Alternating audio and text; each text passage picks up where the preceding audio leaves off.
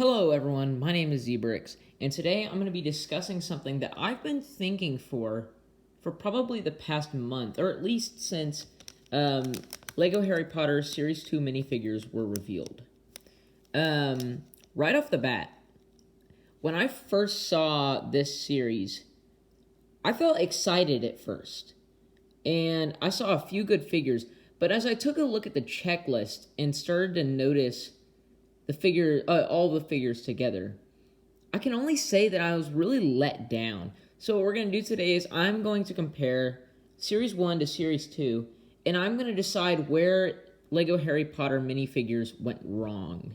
So, obviously, things have changed a lot since the first series. I mean, we've gone from the old packs to the new packs, old pamphlets, new pamphlets.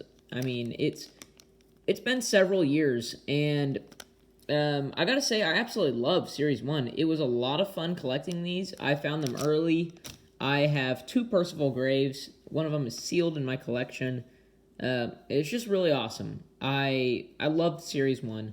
I'm a huge fan of the Harry Potter books and movies. I think both are really strong, and I think that they're really great series. I think it's a great book series and a really great movie series, and I really love both. I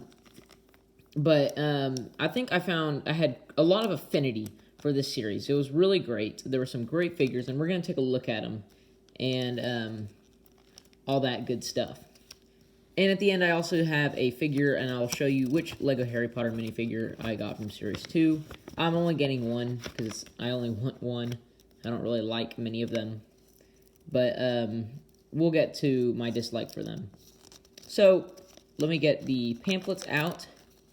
I have no idea why they changed the design of this pamphlet. That's one thing I don't like. I like this one right here. It's just folded better, I think.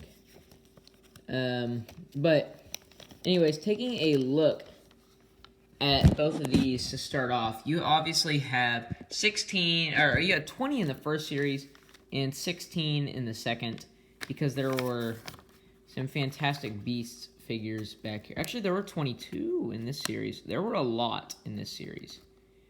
But this was great. But how about we just skimp on the Fantastic Beasts for now? We'll just talk about the 16 Harry Potter figures here and here. So let's just take a look at everyone that was in the first series, just kind of refresh your memory.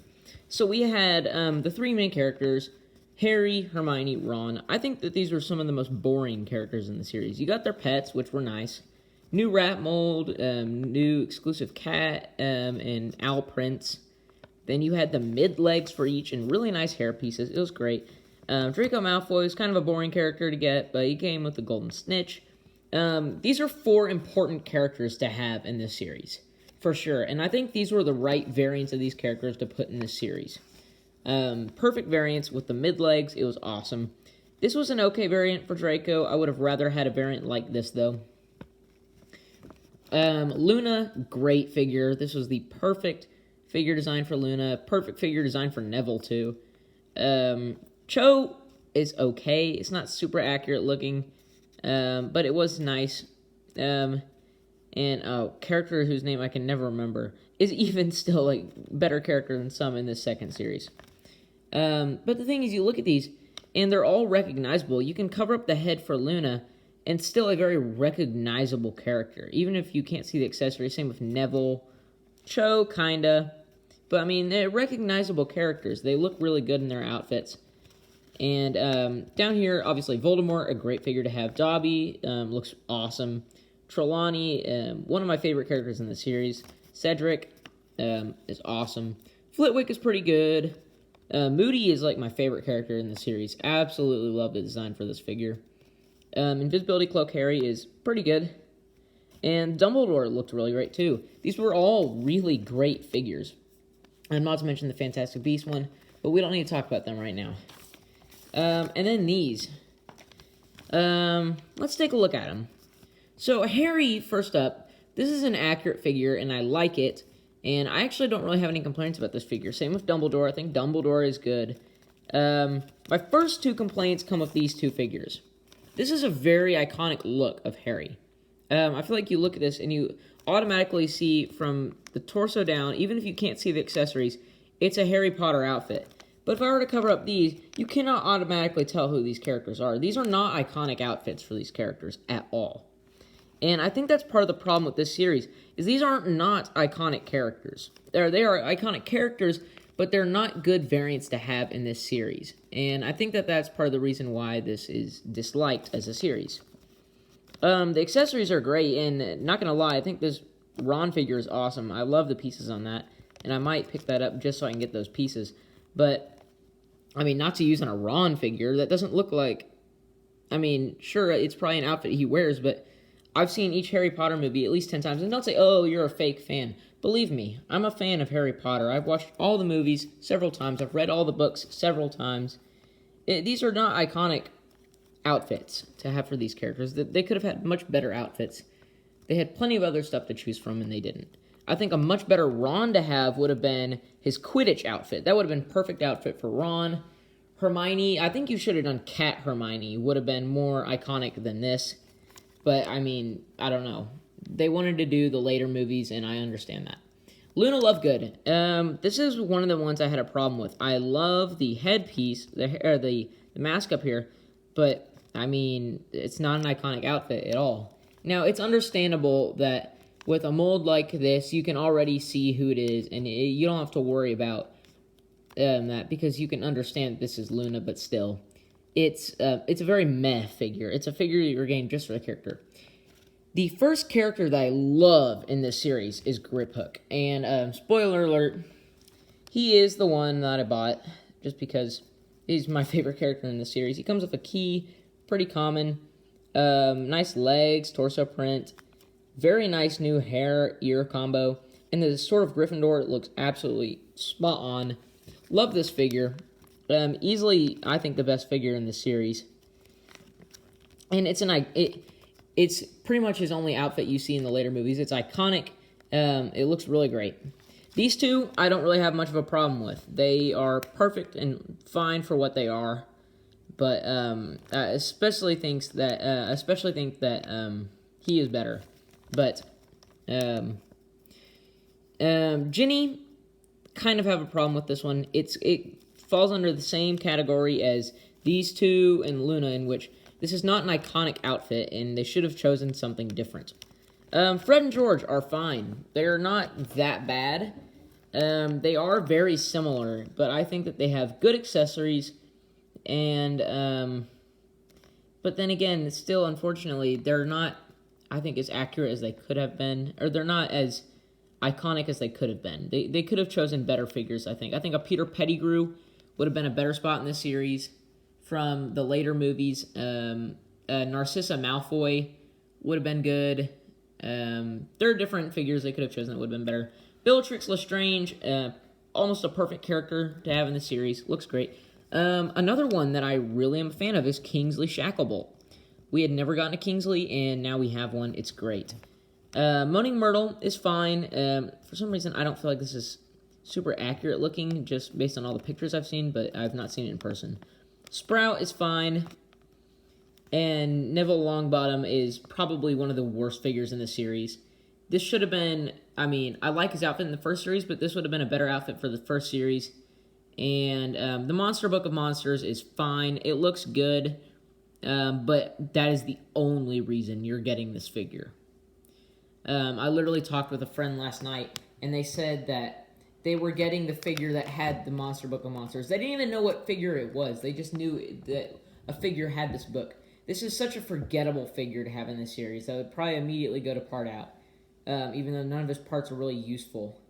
But it's a perfect monster book. It's fine. But this is probably the worst figure in the series.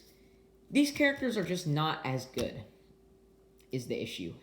And I think a lot of it comes with the iconicity of their outfits. Harry Potter has very good outfit design, and there are some characters that we have never gotten before that I think would have been great to have in this series. Obviously, you have to have the obligatory Ron, Dumbledore, Hermione, and Ron. You have to have those. But I think that they could have done them better. I think Harry and Dumbledore are fine. I think those are fine variants to have. But these two suck. They need other variants for these. This is a okay variant of Luna.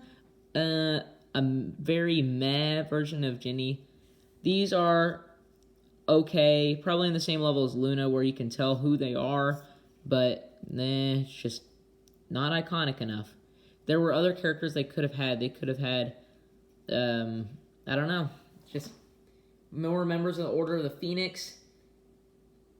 Perhaps, trying to think of characters from the latter movies because that's who they want in this series. We could have gotten a Fudge. I guess he kind of came in the Hagrid's hut. But still, there are plenty of figures we could have gotten in this that I feel like would have been better. A Sirius Black would have been perfect. One without the prison outfit. Would have been great to get a new Sirius Black. Could have come with the Black Dog mold too. Or perhaps I could have gone with like Hermione or Ron or a character like that. They could have come with Sirius Black's dog. Or that's just what I'm going to call it because I don't know if the dog has a different name than Sirius Black. I was going to say Grim, but that's not really its actual name. But there are other characters we could have gotten, is my point. Instead, we got all these lackluster variants that really aren't that recognizable. Like, you can tell who they are, but, I mean, who actually remembers those outfits from the movies? Now, Harry's outfit, I understand if you remember, but Ginny's outfit, Luna's torso and legs, these two, they're just not recognizable, and that's the problem with the series. The first series succeeded in the fact that every single character is recognizable. And, I mean, maybe they should have scrapped Neville and Luna and just make new characters they had never made before. I think that would have been so much better than whatever they did.